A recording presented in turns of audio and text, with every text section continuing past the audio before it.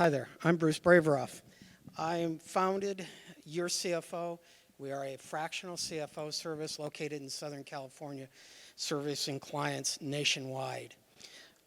Fractional means you get a full-time quality CFO and you only pay for them when you need them. So it's a little different.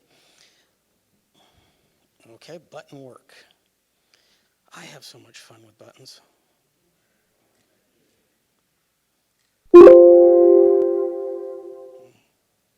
Oh, it helps if I hit the right one. A little bit about my personal history. I grew up in a music store.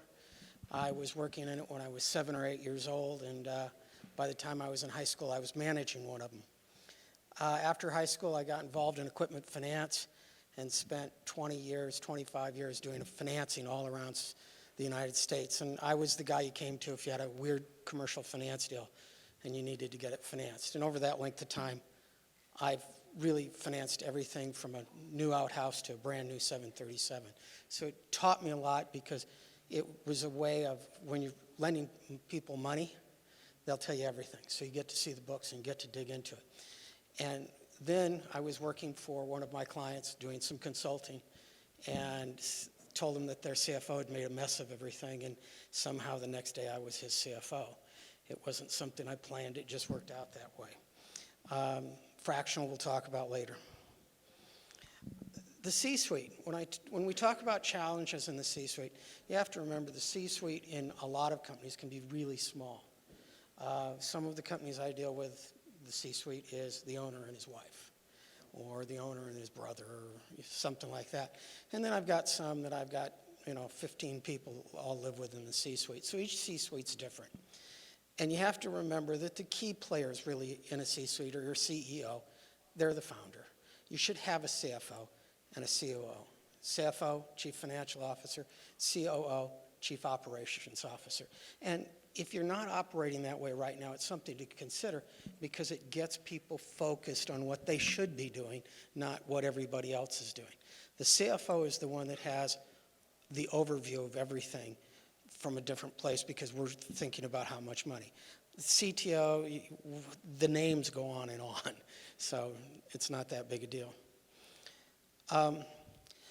Is your C-suite functioning or dysfunctional? I have one C-suite that has people screaming at each other from time to time. It's the way they work. It's not a good functioning. What does the CEO do about that? Well, if the CEO is the problem, you're stuck with it. Most of the time, though, a CFO, a fractional CFO, can come in and help guide. And let's talk about this and work it out and get a little calmness. The idea in a C-suite is bring everybody together, get them all working together with a defined mission. And I don't think that happens a lot in business right now. I know I don't see it a lot. Your CFO oversees anything that money touches. And anything you do in your business, money touches. So if it's, what's this widget going to sell for? What's this widget going to cost us? Or do we go to a trade show? Or do we add another salesperson? Those things the CFO should all be involved in because they're going to show you a different way of thinking about it, not just on return, but what does it do? Because there is a difference between I get a 10% return or this gets my business bigger and better. And they're two different things sometimes. COO, Chief Operation Officer, good company always has one, and they pretty much guide everything that's the sales or manufacturing side of the business. There are two types of CFOs right now, and the first type is the type that grew up, started out as an accountant or a bookkeeper someplace and worked their way up, or was a CPA and decided to leave accounting and became a CFO. These people are very concerned about controls, and they think about things as a CPA does or as an accountant because that's the way they're trained. Their foot hovers over the brake pedal. There's a new CFO coming out that's really started to show up in the last 20 years, which is the CFO that's a business person. Came out of banking, came out of finance, has an MBA, ran companies, did all of these other things. And according to CFO leadership, there's actually a divergence in what the two of them are getting paid. The business people are growing faster than the accounting people. And the reason is a good CFO should be a business partner and say, what about can we do? And one of the things that you'll hear a business CFO say that you won't hear accounting one a lot is yes, but. If a client asks a question, better to say yes, but than to say no. And that's the idea. Is what's the alternative answer, not just no. And I think it's helpful to have someone that's got the ability to think and get outside the box in your circle. As I talked about, a good CFO should know everything that's going on in your company. Accounting definitely works for them. Insurance all goes through them. All of the financial management, all of the money, treasury and everything. Planning, business stuff. The other one that you don't think about is HR. HR always ends up under the CFO because that's the one place, the one person that doesn't have to deal with them all of the time. So it always seems to end up under the CFO. Debt. Is there good debt and bad debt? Yes. If you're going to pay 20% for money, sounds like a bad deal, it might be the right deal for that thing. So a good CFO knows the difference between good and bad debt and balances out to what you're trying to accomplish because every business has its own leadership and ideas. The other one that's interesting is, as a CFO, I seem to always end up in my business partners' personal financials. I help them redo their medical insurance, redo that. One I've got right now, I'm redoing all of the insurance. They're buying a house. All of that stuff seems to fall on me so they can do a better job of running their business. And I push a lot of it down to the controller, to be quite honest. A good CFO should be a sounding board, should be somebody you can talk to like a mentor or an equal. It's got to be a trust-based relationship. If you don't trust your CFO, or if your CFO doesn't trust you, that's never going to work. And you know that in your business. If people don't trust each other, it's never going to work. But in this, being a good CFO means you're there to be a sounding board. You're there to agree. You're also there to do the thing that we're talking about most, challenge. Have you thought about this? What about these other alternatives? And giving more and more breaks or ideas of what to do, to challenge them, to be protective. Every CFO I know is very protective over their staff and their board. It just comes out of it. Challenge what they think. And the one thing I hate, and I get this a lot, is I'll say, well, we're doing this, we're doing that, and they'll say, well, that's the way we've always done it. And my question is, then why am I here? You brought me in to change it, so let's change these things up. And remember, a human being needs change, but doesn't like change. It's, look at what we went through with the pandemic. It changed all of our lives. We all learned how to pivot. It was terrible on the C-suite. It's worse on, finding workers right now. So think about how these people all work together. And is your CFO really involved and knows what's going on in your business and should know what's going on in your life to some level? Is a CEO always right? No, but sometimes you have to humor them. The big questions that I like are when you're in a meeting is how and why. I turn into the 3-year-old. How? Why? It works really well. And you'll get people to think, and if they can't answer it, that's bad on them. And I guarantee you the next meeting you have with them, they'll be prepared. Always think to be protective of the brand you're dealing with. As a CFO, my job is to protect the brand, the people, and everything that's in it. At one company, I've got 35 employees, so that means I've got 35 families that are counting on me. So it's important to me that I honor that. And what's the benefits of being a fractional? Well, first off, if I work for one person, I had one of my employers this year try to hire me up full-time. And I said, I'm not interested. And he said, well, I need somebody full-time. I said, well, I'll help you find somebody. No, he wants me. And I go, you're not going to get me. I've spent years building this fractional CFO practice. And the one thing I've learned best about it is I don't have to hold my tongue anymore. You do something that I'm in there to tell you and advise you, if I'm your CFO that's in your office every day, I try to figure out how to say it nicely. Sometimes it's just, did you see what you just did?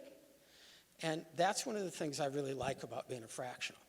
One of the other things that I really like is that because I'm working in all of these different clients, or we're working in all of these different clients, when we find a problem in one, there's a really, really good chance it's in all the rest of them. So it becomes an easier way to solve problems and stuff. Look, I've got a company that's doing, well, we'll do $60 million in clothing sales this year. And they're not big enough for a full-time CFO. They're doing great, they're going the right way, but he's huge. And I've got a couple of them that are really big. And a full-time CFO of my quality is really expensive. And you're better off to have a CFO like me than have them help you develop your controller inside. So you've got a really strong person sitting in that second seat. The cost is much cheaper. And then the other thing is we tend to get brought in for projects. And if we're brought in for projects, we're in, we get the job done, then we get out. So you don't have that continuing cost of us. Some of the jobs, right now we actually do have a lot of retainer jobs running. We have types of clients, and we kind of broke them down into three. We have our ongoing long-term clients. These are people that we work with every day, every week as their fractional CFO. My oldest one goes back to 2016, and right now we're sitting with 5 of those. Then we have what we call advisories, which is, I want to buy a building, I need this fixed, it's a project. We've got about 6 of those going on right now too. And we're now being called as an expert witness in places. It's shocking that the expert witness work I've gotten. The other one is, I tell my staff, I'm on the board of a nonprofit. And if you're not on the board of a nonprofit, go find one and join it. Because it'll broaden your eyes to what the world is, and it will also give you some of the best connections you'll ever get to help your business grow. And it's not apparent where they come from, but I've got news for you. Working in a nonprofit, I work with Veterans Legal out of Orange County, and they provide legal services to veterans. And it's a great thing. Thank you for your attention. I went quicker than I thought I would. Sorry about that. Is there any questions anybody has? Anybody got anything to say? Crickets. Okay. Yes? Hang on, I'm going to bring you a mic.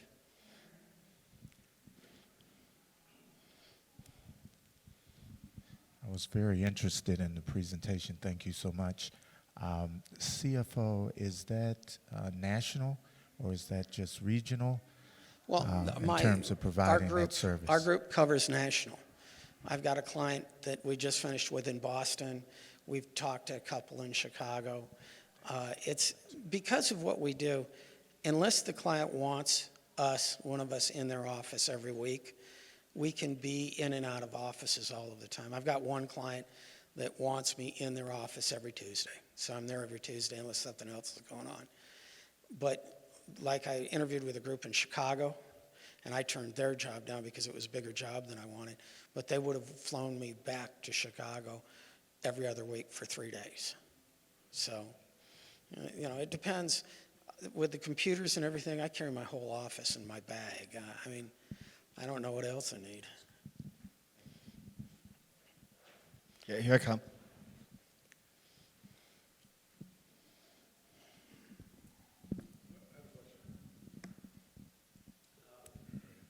Thanks for the presentation. One question I have is, do you guys help companies develop their valuation? If they're thinking about selling or if they're thinking about potentially going public, if they're thinking about capital raises. I didn't see you mention anything like that in the presentation.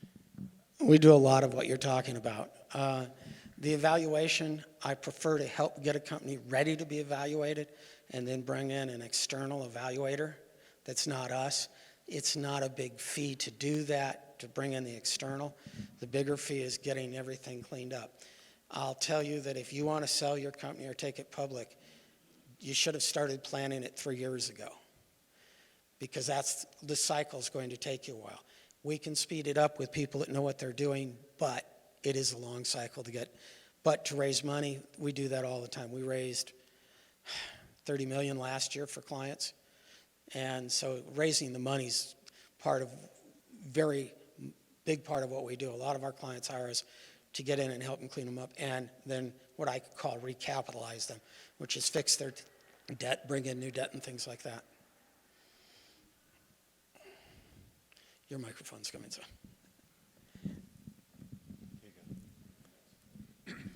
I have a couple questions for you. So thank you for your presentation. Thank you. You do all this work yourself, or do you have some other CFOs that are on staff? I do about 50% of the work myself. I have staff that does a lot of it. I don't, I go out and I get everything started. Then when it comes to the project of gathering information and doing all of the writing and putting that together, I have other people do that. I've gotten to the point in my life where I can say, here, I don't have to do that. So you're kind of doing a lot of supervision then? Yeah, I've got employees that work for me in my practice, and then I've got employees that work for me in my clients. So most of what I'm doing is supervision. My other question is a little more technical. It's about there's a change in the tax code that went into effect this year, I think technically mid-year, but we won't feel it until the next filing season. And it's from the TCJA. It's around the amortization of research and development expenses. Yes. Are you familiar with this? And how are you advising clients that actually spend on things like software development or building new products and technology? Two of the accounting firms I work with do all the R&D tax credit research. We're trying to cram as much in as we can to see how this new law affects it, but it's, for the time being, it's go the way we're going. And if you're not following your R&D, you're leaving money laying on the table. That's one of the things the CFO does. There's R&D. If you're not following that, there's a problem. And there's also the employee retention program. And if you haven't looked into that, it will give you $7,000 for every employee you retained through 2020. Then it'll give you $5,000 a quarter. And these numbers are not exact, but they're close, per employee that you retained in all of 21 per quarter and 22. So I've got one client that owns a little Goodyear store, and their tax credit, this is actually cash back to them, looks like it'll be about $135,000. So it's a good program if you're not aware of it. All right, thank you so much. Anything else? Good, I'm done. Thank you, everybody.